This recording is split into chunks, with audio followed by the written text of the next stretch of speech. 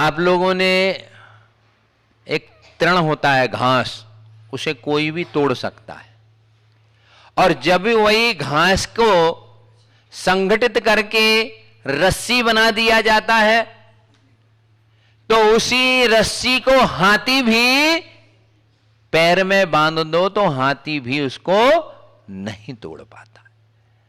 आजकल मैं आपको एक दूसरी बात कह रहा हूं,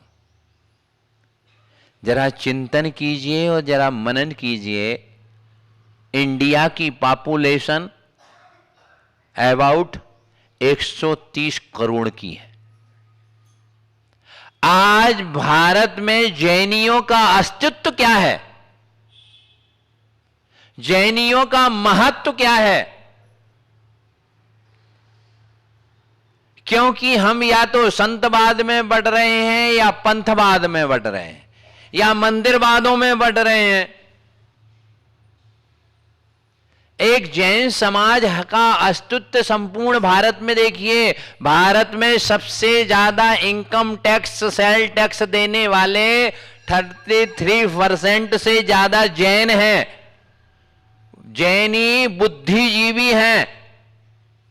लेकिन फिर इसके बाद आज हमारा समाज, मैं नहीं कहता हूं आपको विरोध करने के लिए, आरक्षण के लिए, मैं इसके लिए नहीं कहता हूं, अपना जैनियों का एक यूनियन नहीं है। हम आज का व्यक्ति सिर्फ बातें करता है, काम करने वाले बहुत कम लोग हैं, और जो काम करते हैं उनको काम करने नहीं दिया जाता है, उनकी टांगें खींची जाती है। तो हम आपको कहते हैं जैनियों में एक संगठन रखो। आप फलटन में हो, चाहे महाराष्ट्र में हो, चाहे इंडिया में हो, आज जैनियों में संगठन था, नहीं होता तो आप साधुओं का समाधि मरण संलेखना संथारा ही नहीं कर पाते। आप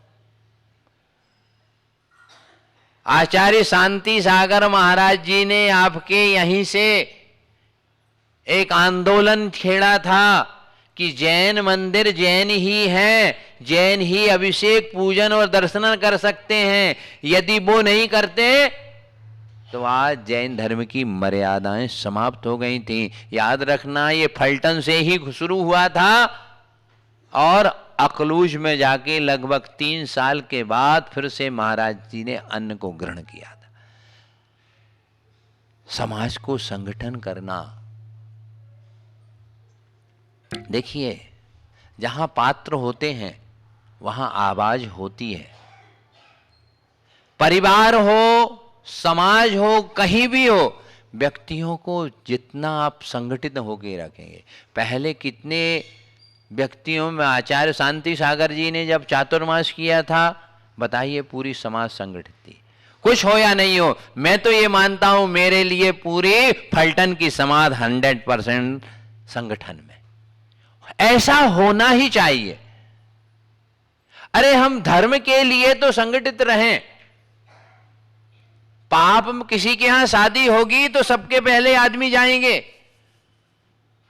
कोई जन्म होगा और मरण होगा तो सबसे पहले जाएंगे, और मंदिर का काम होगा तो बोली वो उस मंदिर का काम है। ये पूरे इंडिया में है। ये संकुचित विचारधारा है व्यक्ति की। अरे जिसका जो मंदिर है उसका मैनेजमेंट वहां है, वहां की व्यवस्था वहां है, लेकिन भगवान किसके हैं? सहस्त्रकूट भगवान जो 1000 भगवान हैं वो बीसा हुमड़ समाज के हैं। अब भगवान भी कह दिया बीसा हुमड़ के सहस्त्रकूट मंदिर। अरे भगवान तो भक्त के होते हैं। ये हर जगह दुनिया में चल रहा है, इसको आप पर्सनल नहीं लीजिएगा, वस्तु स्थिति को मैं आपको बतला रहा हूं। धर्म के महत्व को समझो। धर्म किसका है? अरे सूर्य उदित हुआ ना, सूर्य उदित हुआ, सूर्य किसका है? जो सूर्य के प्रकाश में जाएगा उसका प्रकाश और प्रताप उस पर को तो बरस जाएगा। आज जैनियों में कितने, कहीं श्वेतांबर पंथ, दिगंबर पंथ, अनेक पंथ हो, थानकवासी, मैं कह रहा हूं ये सब रहेंगे। अनादीन कालीन से थे और हैं और रहेंगे। आज बहुत से समुदाय ऐसे हैं, वो एक आवाज पूरे गुजरात में उठा दी, एक ने पूरा गुजरात का उनका समूह एक हो गया। हम कहते हैं धर्मों में भी संगठन चाहिए। हम सभी लोगों ने एक बाल अवस्था में एक कहानी पढ़ी है, सभी लोगों ने पढ़ी होगी, एक लकड़हारे की। लकड़ी का यदि इकट्ठे रहेंगे तो उसे तोड़ नहीं पाते। व्यक्ति को मैं कहता हूं लकड़ियां सब अलग हैं, लेकिन संगठन होने से मजबूत हो जाती हैं। सब अलग रहो, 13 पंथ हो, 20 पंथ हो, कांजी पंथ हो, दिगंबर हैं, श्वेतांबर हैं, थानकबाजी, सब अलग है। लेकिन जहां जैनत्व की बात आती है, आज बतलाइए पूरे भारत में लोकसभा में 1-2 व्यक्ति ही आपके सांसद हैं। इसलिए हम आपको कहते हैं किसी भी कार्य को करना हो तो सबसे पहले संकल्प कीजिएगा कि हमको यह कार्य करना है। एक साधु होता है, साधु को जब दीक्षा दी जाती है उसे संकल्प दिलाया जाता है कि अब तुमको आत्म साधना ही करना है, अब तुमको अपनी आत्मा में परमात्मा ही देखना है, अब तुमको संत से भगवंत ही बनना है। ये जब हम लोग संकल्प कर लेते हैं तो हमारा नजरिया भी वैसा हो जाता है, वैसे ही हमारी लाइफ में चेंज आ जाता है। हर व्यक्ति जो चाहे वो कर सकता है, ये सुनिश्चित। जीवन में हर वस्तु से और हर व्यक्ति से कुछ सीखा जाता है और मिलता है।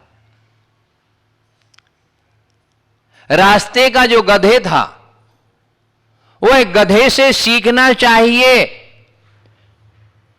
सबसे ज्यादा यदि सहनशीलता होती है तो गधे में हुआ करती है। यदि आप पावागढ़ जाइए पहाड़ पर या कहीं भर देखिए, ये जो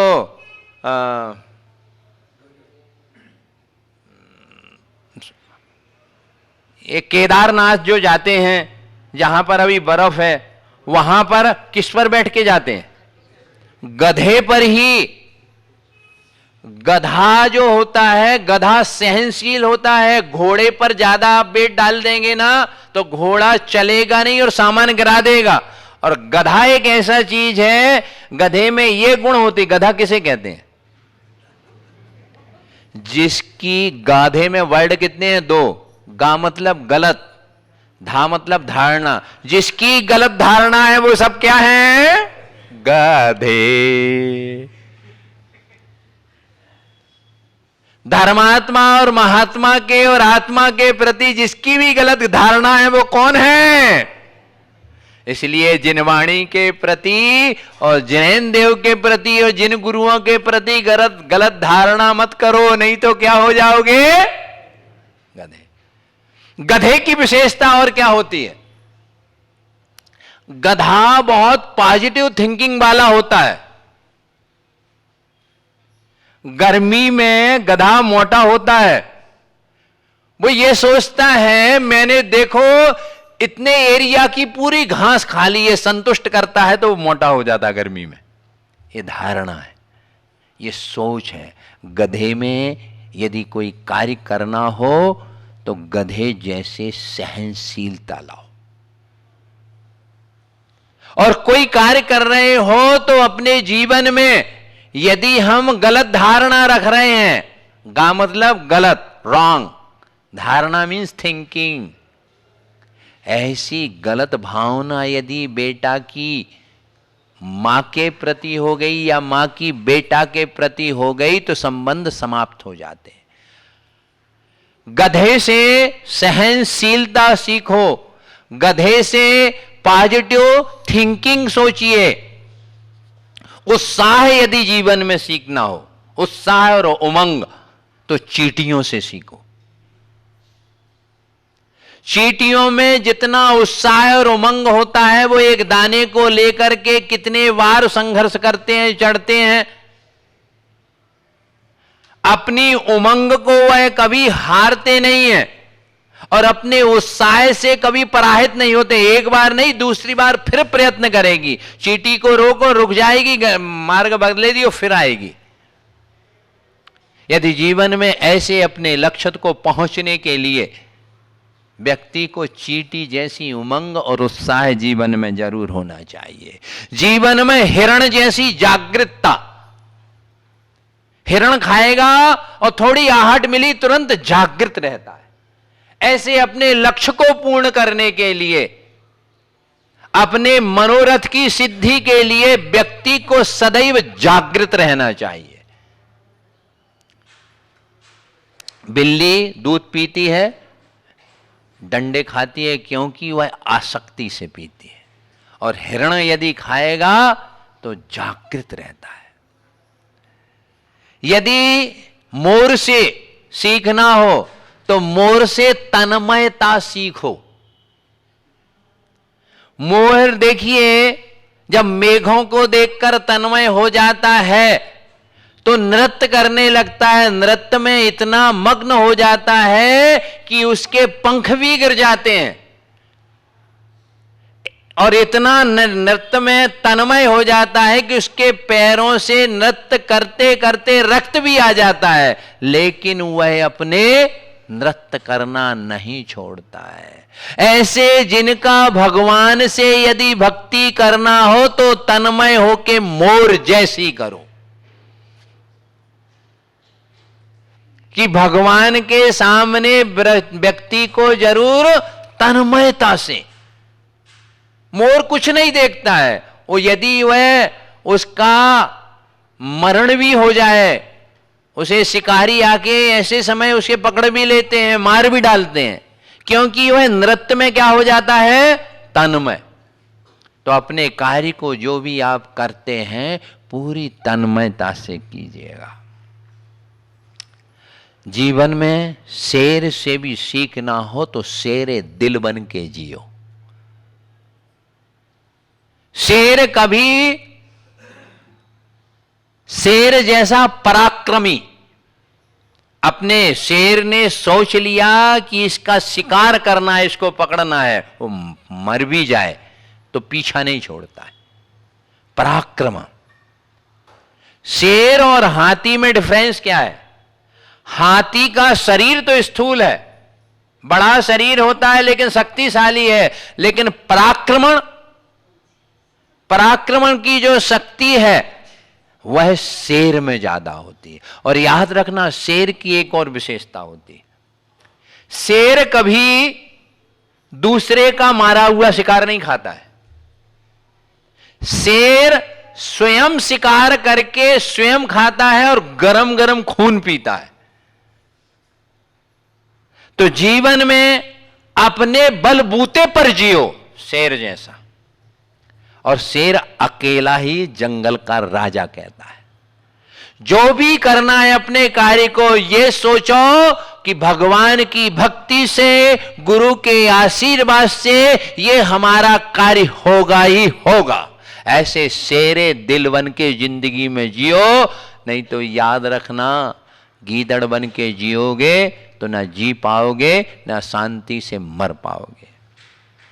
यदि जीवन में सक्रियपना होना, क्योंकि जीवन में जीना हो तो सक्रिय होना ही पड़ेगा। जुगनू, जुगनू कब तक चमकती है? जब तक वह क्या रहती है?